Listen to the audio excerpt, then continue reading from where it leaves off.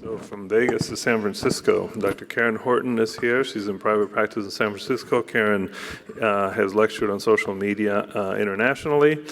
She needs no introduction. She is big on Instagram, Twitter, and Facebook. Thank you. All right, well, I'm not going to entertain you or make you laugh as much as Chris. That was awesome.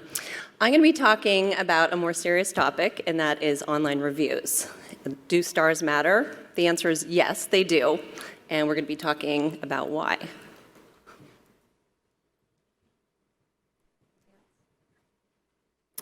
So my only disclosure is I'm very excited to announce I am co-author of a recently published ebook. It is called Pillars of Practice. I did a little bit of editing. I wrote the foreword, but most of the work is from Shruti Tannen, who's an ASAPS member. Please look it up on Amazon. It's only $4.99. And if you do download it, please review us, because stars matter. So plastic surgeons and online reviews. Well, we all know that negative word of mouth used to be the way that you could ruin your reputation, but now that time is over. Now it can be done with a single post. We've also been talking all morning that patients are routinely sharing their experience, both about surgery, non-surgical treatments, through online reviews. It is their First Amendment right to do so, to comment on the service or the experience they had or how we made them feel. So our reputation through others' words now lies in the hands of our patients, their perceived experiences, whether you agree with them or not, and it's really out there for the whole world to see. And it's like the restaurant principle. I was a waitress and a bartender for 7 years, and you very quickly learn, you go to a restaurant, you have a really good experience, you might tell one person. You have a really bad experience, you'll tell 6 to 10 people. And it's the same thing with surgical experiences. So online patient reviews are a reality. It's where patients turn to search for their plastic surgeon, that they are doing their due diligence before they're committing even to a consultation. They're going to research your reputation, your bedside manner, your office environment, your results, overall patient satisfaction, and how you respond if you do respond to criticism. And star ratings are the most easy way to monitor this. So unfortunately, your average star rating does matter. Studies have shown that 72% of consumers trust online reviews as much as personal recommendations. At least 68% of consumers go to social networking to read reviews, and 90% say that positive reviews influence their decision making. When I meet new patients, I always ask them, how did you find me? And they usually say, well, I looked on Yelp, and then I went to Google, and then I went to your website, and I read the reviews, and I took away the 2 best ones, because those patients love you, and I took away the 2 worst ones, because they're obviously crazy. And in the middle, I kind of got a sense of who you were, and then I went to your, maybe YouTube channel, I saw videos of you, and I kind of feel like I know you already. And I say, that's great. So they can help.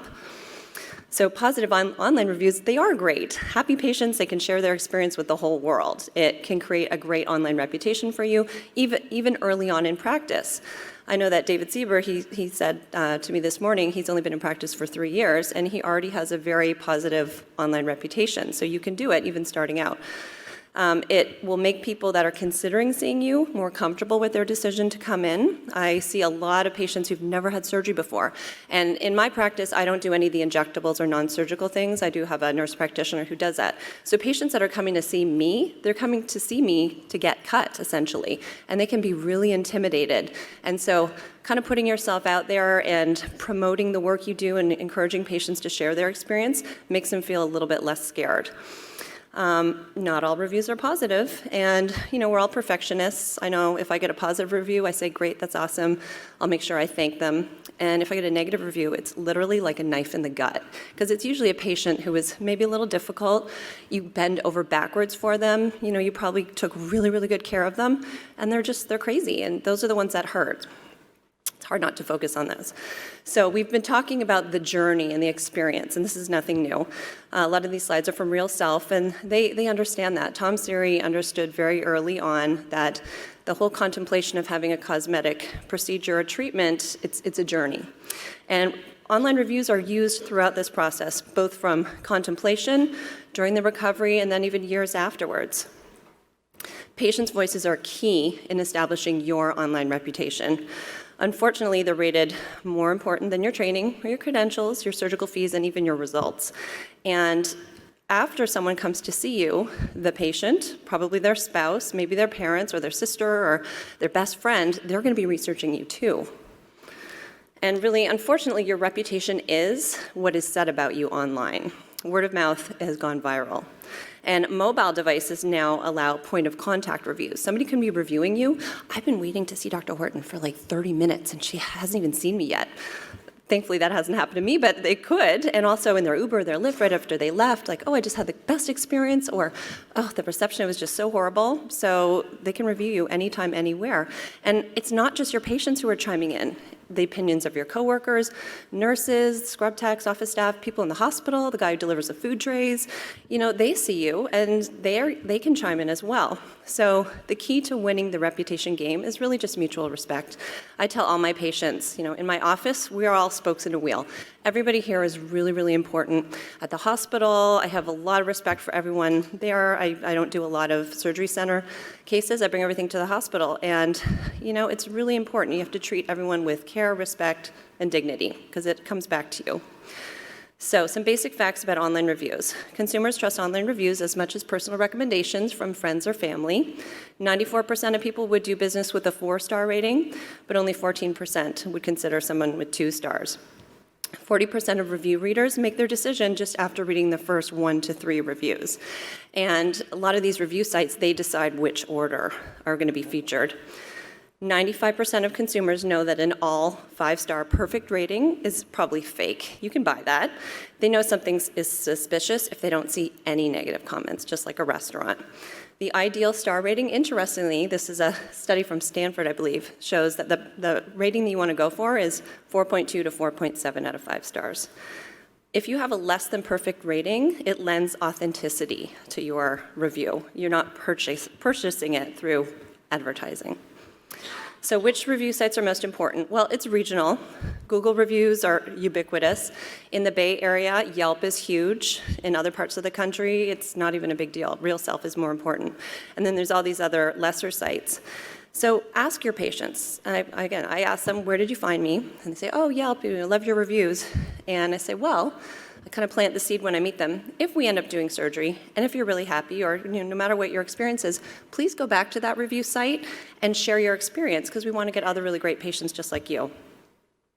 So how and when are doctor review sites used by potential patients? Well, again, it varies geographically, but the behavior of patients is consistent. So patient-driven review sites, they can often be the least accurate, but unfortunately, they're the most trusted. The sites like Health Grades, ones where you can put your profile up there, and they actually are really accurate because they talk about our training and hospital privileges, they're ignored. But don't despair, because the truth usually wins out. So this was a study that came out recently, and it showed that negative reviews do matter, and the public, unfortunately, does not know the difference between a cosmetic surgeon and a board-certified plastic surgeon. They looked at the question, in response to a negative review of a plastic surgeon, 55% would do more research on them, 22% would just say, forget it, I'm not seeing them, 14% would make their opinion, depending on the review, and then 8% would see the patient or see the surgeon anyway. And when asked whether certification by the American Academy of Cosmetic Surgery means they're a plastic surgeon, 42% answered, yeah.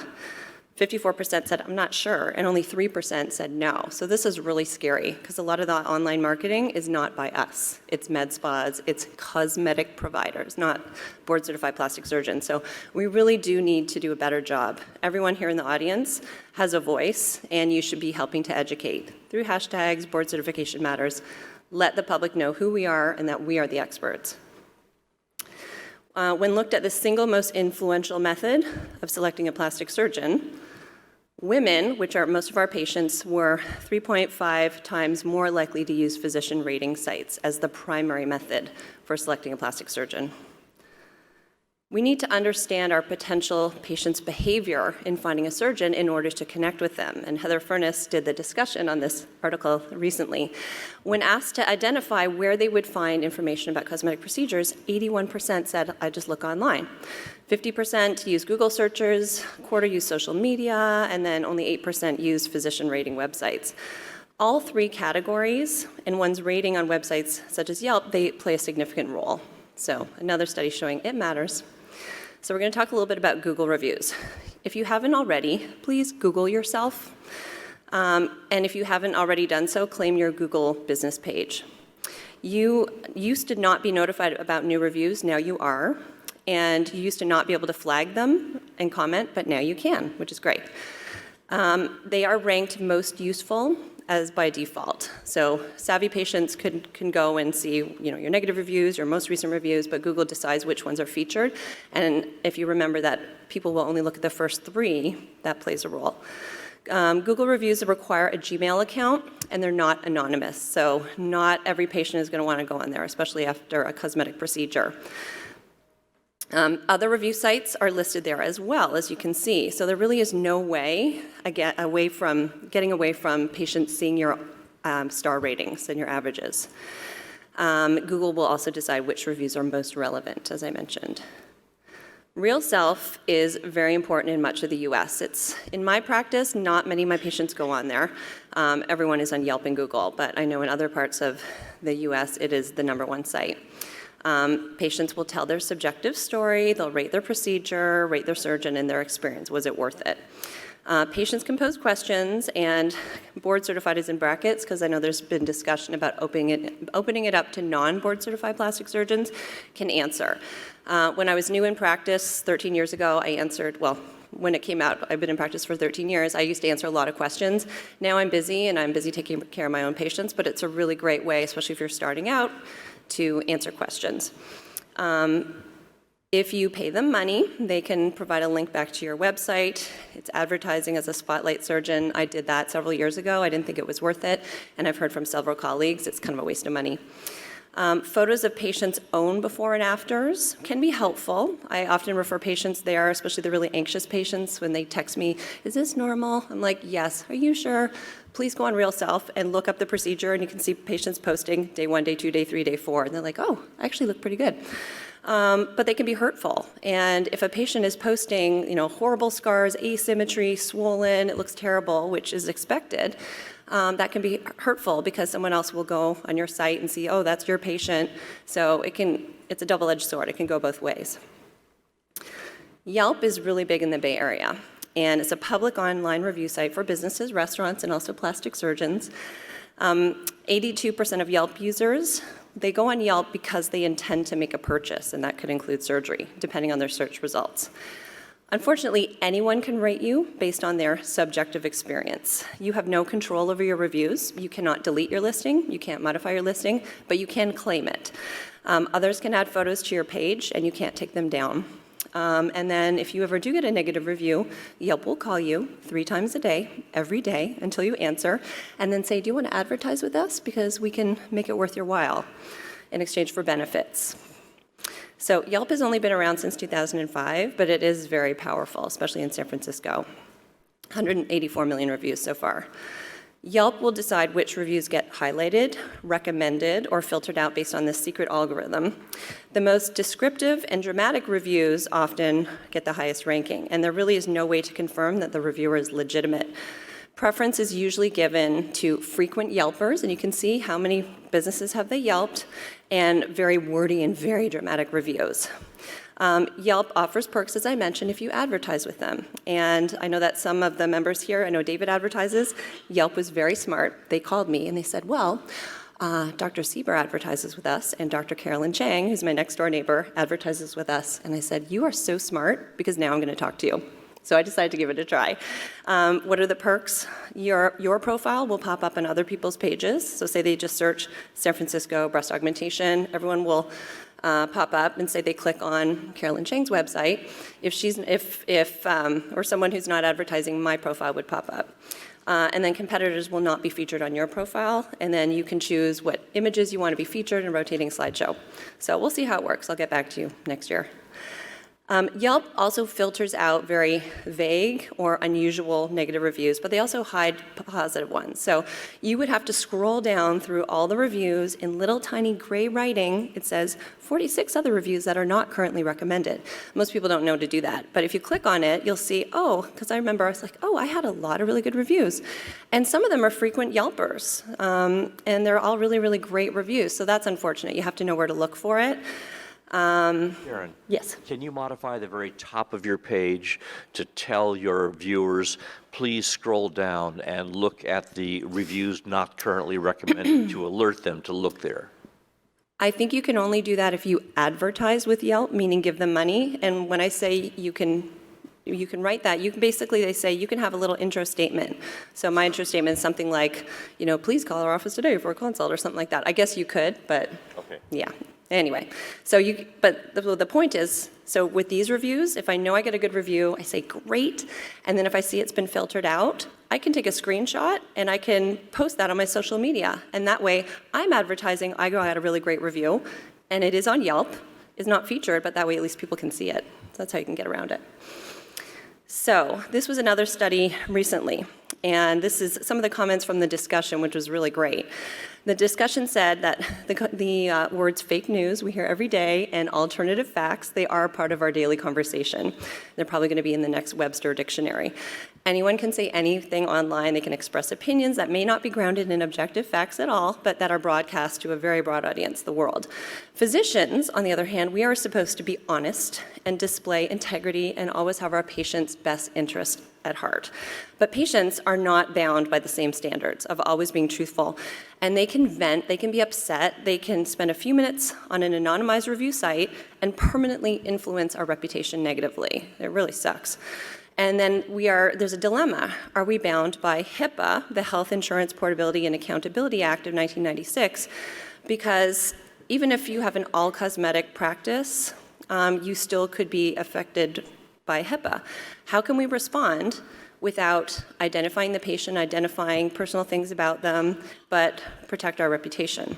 So it's a question. In this study, aesthetic outcome was mentioned frequently both in satisfied and dissatisfied reviews. Bedside manner and surgeon as a resource, meaning available for them. Did you educate them? Did you make yourself, there for them during their recovery, was frequently mentioned in patients that were happy. Postoperative care, meaning lack of postoperative care and not being there for patients, was frequently mentioned in dissatisfied reviews.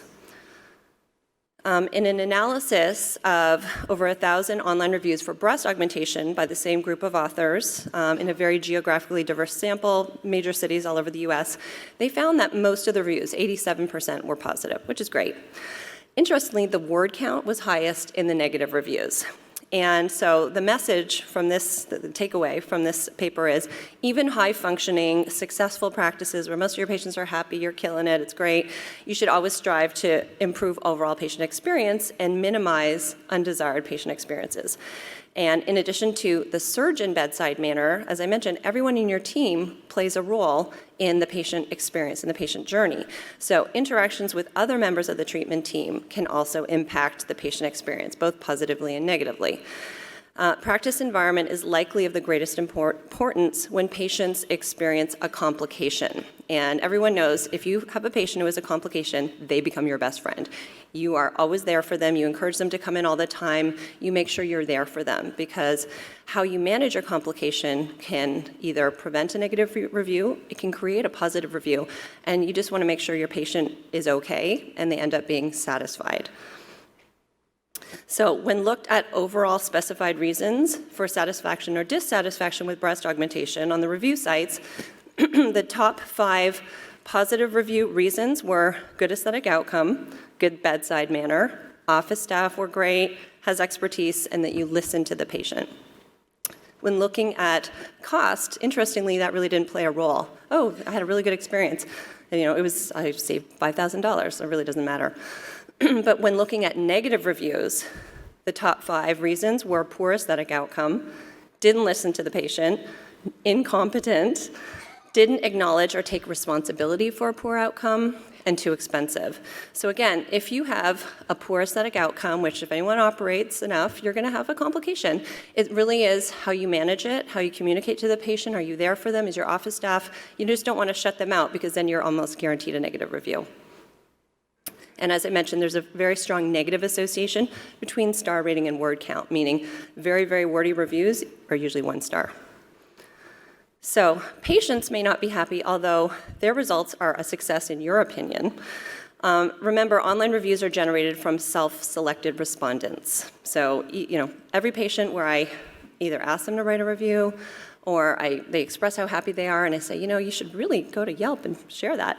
not everyone does. And strong feelings elicit strong emotions and reactions. Patients with extreme happy or mad feelings are more likely to leave reviews than those that are in the middle. And there is a skewed bimodal distribution in 1- and 5-star reviews. I know my Yelp profile, most of them are 5, and I have a couple of 1s. There's nothing in between. And patients have more to say when they're dissatisfied with their experience. There is a discordance between surgeon and patient-received outcomes, meaning if the surgeon feels their work was well done, but the patient is unhappy with their own appearance, the patient's perspective, meaning they feel they had a bad outcome, it doesn't necessarily mean it's a technical failure, but it's their opinion that they've had a bad outcome. And patients' perceptions about the quality of their result likely related to their preoperative counseling, setting expectations, the actual technical result, and how the surgeon handles postoperative care. So we have a lot of consistent themes here. And it's not just post-surgical patients that are chiming in. 36% of negative Yelp reviews and 9% of negative Google reviews were written by patients who only had consultations. They never even had surgery. They came in for a consult, they weren't happy, they read a negative review. Major themes of these included rudeness or curtness of the surgeon, that the consultation was too short, and the perception that the surgeon was just greedy. This stopped them from proceeding with surgery, but it motivated them to leave a negative review. In contrast, no positive reviews were attributed to reviewers who did not undergo surgery. So the pre-surgical consultation can dramatically affect your overall star rating. A bad consultation experience can lead to a negative review, but a good consultation, unfortunately, is only one step. Then you have to do surgery. Then you have to get them through the postoperative care. Then you have to remind them it's really important to leave a positive review, and then maybe you'll get one positive review. So the question is, should, and how could online reviews be limited to post-surgical patients? And this question has been asked in a lot of the publications in PRS recently. I don't know the answer to that. So, how do you handle a negative review? Well, there's essentially 3 strategies. You could do nothing to actively address a negative review. Instead, focus on diluting the review with more positive reviews, and this tends to be my approach. You can directly address the review, being very careful not to violate HIPAA. And what you could do is you can write a comment on the review site expressing regret that the patient is not satisfied. Please ask them, please come in for an in-person discussion or a follow-up. And the goal is to make right any perceived wrongs. You wouldn't exactly say that, but the goal is to help them feel better about things. Or you could seek legal action. So, when you focus on the positive, working towards diluting a negative review with positive ones is a strategy that can help you feel like at least you have some control in all of this. There are some online reputation management firms. I say be careful with those. Nina mentioned something earlier. They could write fake reviews. Google can pick up on this. A couple years ago, there was a presentation on I joined the Google blacklist, and you just don't want to go there. You should always be very honest. There are other programs. My media company uses a program called Bird Eye that scrolls the web, it detects new reviews, and it notifies you immediately. So I also get an alert from Google, I get an alert from Yelp if I have a new review, but some of the other ones like Health Grades, other companies will notify you if you have new reviews, and this will allow you to respond immediately. So, how do you cultivate good online reviews? Well, you have to ask for them. You want to capture patients when they're in the afterglow. They're so happy, they think you're the best, they love the results, they're telling all their friends. This can be really awkward to ask patients. Most surgeons are uncomfortable asking a patient for reviews. So you really need to recruit your entire team and ensure that they're delivering a consistent message about why reviews are important. And what I do is I explain to them that they're really important because we want to attract really great patients just like you. And remember how you said you found me on Yelp? Please go back to Yelp if you're happy because we want to get other patients coming in through Yelp. So I have a little program through my website where we can request a review either for myself or my nurse practitioner. We can click which review sites we want them to go to, and I usually just say all of them. And we make it easy for patients to review us online. Now, most patients that we send this to don't do it, but it's another little reminder, and we can send it both by email, but also by text message. So I sent this to myself just to see what it would look like. And so when they click on that link will only go to Google. If they want to review us on other sites, they would have to look up Yelp or look up the other websites. And I tell patients, like, oh, I'm going to review you everywhere, all the sites, it'll be amazing. And I say, okay, well, just make sure that if you're going to write a review put on multiple sites, each review has to be at least 30% different. Otherwise, it's seen as duplicate content by Google, and it might be taken down. So can good reviews be solicited? Well, yes and no. Yes is Google and Real Self. Google encourages businesses to remind customers to leave reviews, and they give high priority to local businesses. They use reviews to account for about 10% of your search ranking. And also Real Self, another advantage is patients can be anonymous. Yelp, on the other hand, they frown on soliciting reviews, and that's why they have this secret algorithm. They claim to want their reviews to be organic and spontaneous, not from coercion, not from incentives or promotions, and there's good and bad to that. So in order to cultivate new good online reviews, you want to let patients know how important they are, encourage other wonderful patients just like them to find you. Remind them, but don't nag, don't bully, and don't incentivize them. That's illegal. Don't offer free treatments or products or discounts in exchange for reviews. And you can consider confidentially, ask them beforehand to send them their before and afters, because all they know is what they see when they look down or they look in the mirror. But sometimes when they can see their own before and after, it'll be a reminder and it'll stimulate them to say, yeah, I'm so happy. I just reviewed my before and afters. The goal should be to continuously get a slow trickle of good reviews throughout your career, for instance, every month. Rather than a short burst of incentivized reviews, this appears suspicious to review sites and also patients. If all your 5-star reviews were in a 1-month block 3 years ago.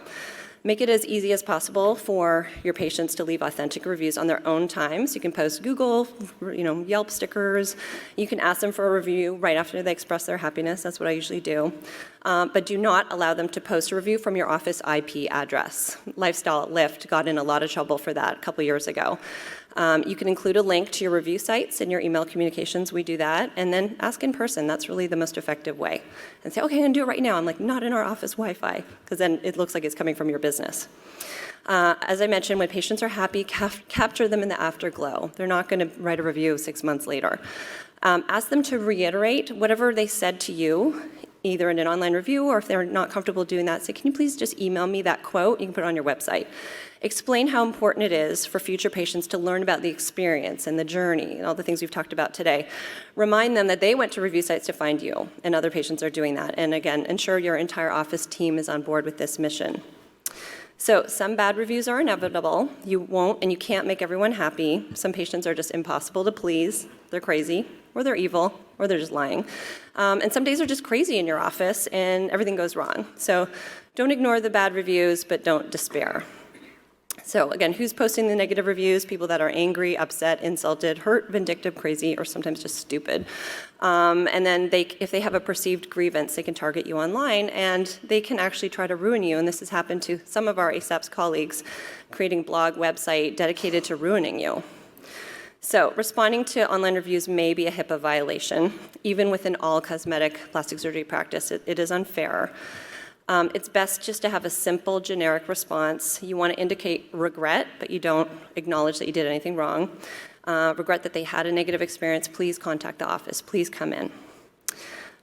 Malice in social media. Remember, the internet is written in ink. Even if you have a post that's deleted, it can be recovered, it can be captured, and anyone can post anything. And upset patients, just like if you've had a bad day, you want to vent about it and you feel better. Well, a lot of upset patients vent on social media.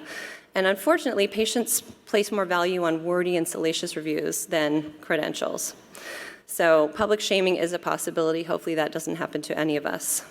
Can and should you take legal action? Well, you have to prove malice, and actual malice only applies to public figures. I don't have a blue check mark on any of my accounts yet. And in order to win a defamation claim, you have to prove two things: that it contains false information and that it concretely harms your reputation. And falsity of statement is difficult to prove, especially if it's the patient opinion or experience. Most defamation disputes are quietly settled outside of court, and we're all waiting to hear the verdict in the case of one of our members. As of today, I haven't heard anything. But this will hopefully provide a precedent for future cases of defamation. Can bad reviews ever be removed? Well, sometimes. So if you have a bad online review, if you feel like it's inaccurate, you can now flag it on many sites. You can reach out to the patient and request that they remove it. You can say it's not my patient, but unfortunately, most review sites rarely take down negative reviews. So how do you handle problem patients on social media? We can block them. Respond professionally, if at all. Most media advisors and attorneys say don't respond. Interested to hear what Bob has to say. This can add fuel to the fire. I've only responded a couple of times when it was a negative review, and it just kept going. It kept the conversation going, so just don't do that. Understand that they feel threatened, and really venting in an online review is their only way that they can feel they have some power or control. Don't get emotional, take the high road. So if you have a bad review, stop, breathe, think, and reflect. Again, consider whether to review or not, or whether to respond or not, and then continue to cultivate new, truthful, good reviews. Don't astroturf, and this means using a reputation management company. So if you haven't done so already, do an online search of yourself, claim your business pages, add photos of you. You can add content to it.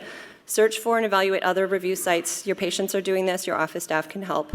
Know what your online review trends are regionally, where you live and work, and make sure all of your URLs link back to your site correctly. You can use social media to augment. We heard all about millennials this morning.